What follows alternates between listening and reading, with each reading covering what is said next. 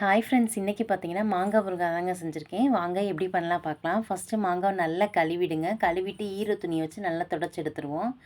ஈரமே இல்லாமல் பார்த்துக்கோங்க. சூப்பராகவே இருக்கும். கெட்டும் சீக்கிரமாக கெட்டு போகாதுங்க.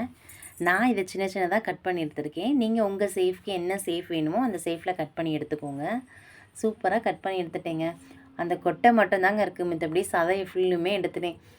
நார்மலாக பார்த்தோம் அப்படின்னா மாங்காய் வந்து கட் பண்ணிவிட்டு ஊற வச்சு ஊறுகாய் போடுவோம், இல்லை தாளித்து விட்டு ஊறுகாய் போடுவோம். நான் எப்படி பண்ணியிருக்கேன்னு பாருங்கள். சூப்பராகவே இருந்துச்சுங்க. இது வந்து ஆந்திரா ஸ்டைல் ஊறுகாவா.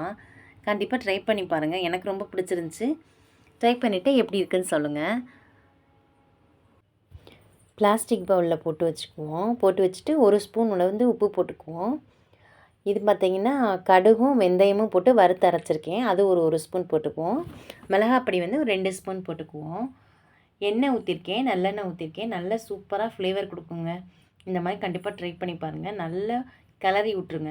ஃபுல்லாக கீழே உப்பு எல்லா இடத்துல பரவுற மாதிரி நல்லா கிளறி விட்டுட்டு அப்படியே பார்த்திங்கன்னா க்ளோஸ் பண்ணி வச்சுருவோம். ஒரு 3 நாள் கழித்து எடுத்து பார்ப்போம் எப்படி இருக்குன்னு.